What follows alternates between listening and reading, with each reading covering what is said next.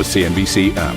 Global market news in one place. Customizable sections and personalized alerts. Stocks tracking, interactive charts and market insights all in your hands. Stay connected.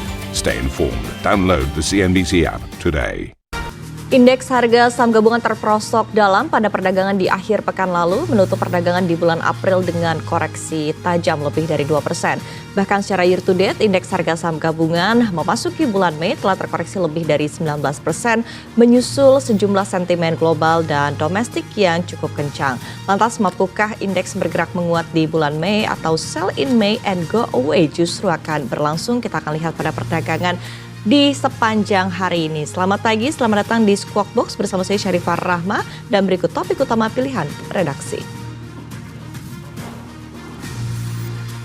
Neraca dagang Indonesia pada Maret 2026 diramal kembali surplus di tengah gangguan pasokan global. Dengan demikian, Indonesia akan mencatatkan surplus neraca dagang selama 71 bulan secara beruntun.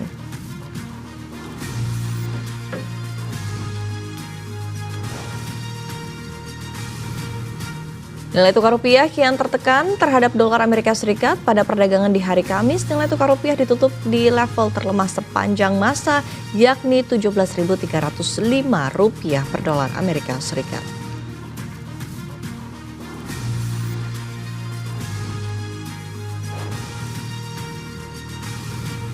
Presiden Amerika Serikat Donald Trump kembali menolak proposal Iran dan meragukan kemampuan Iran menerima kesepakatan yang Trump inginkan.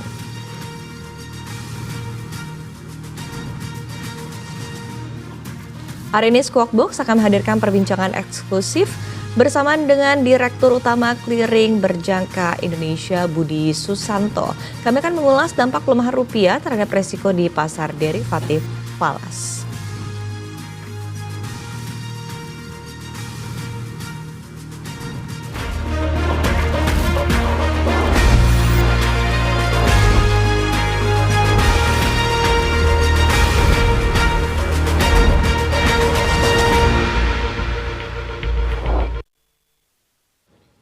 Pemirsa, kita awali Squawk Box hari ini dengan informasi dari Bursa Eropa pada penutupan 30 April waktu setempat.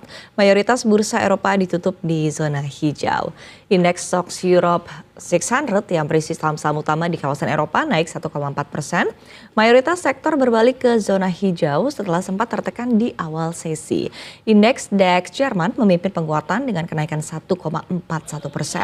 Pergerakan pasar dipengaruhi fluktuasi harga minyak dunia.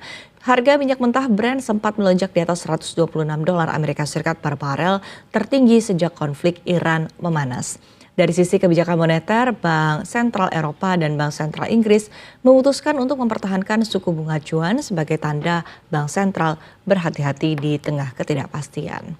Kita pantau pergerakan untuk bursa Eropa di akhir pekan lalu, di mana DAX menguat di 1,41%, demikian juga dengan CAC 40 berada di penguatan 0,53%, FTSE terkoreksi di 0,14%.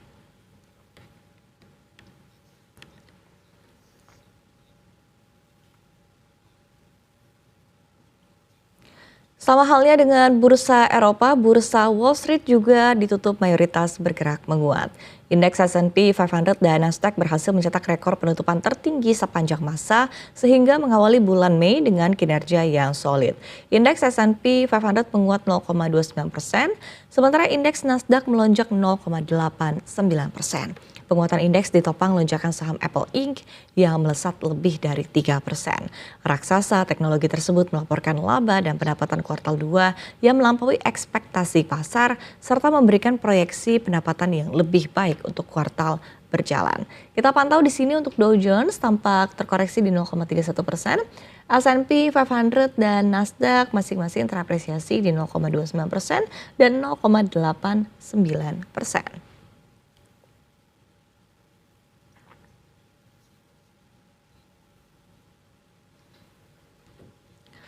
Pemirsa, mari kini kita simak pergerakan bursa saham di kawasan Asia Pasifik pada pembukaan perdagangan di 4 Mei 2026 dari data yang kami himpun hingga pukul 7 lewat 46 waktu Indonesia Barat. Kita pantau di sini Untuk bursa Asia Pasifik dibuka mayoritas bergerak menguat pada perdagangan hari ini. Kospi bahkan melesat di 2,35% mengawali perdagangan di bulan Mei dengan optimisme. Demikian juga dengan Straits Times Index yang melesat di 1,06% dan Nikkei 225 yang berada di apresiasi 0,38%. Namun sayang indeks di Australia atau ASX 200 tampak terkoreksi di 0,39%.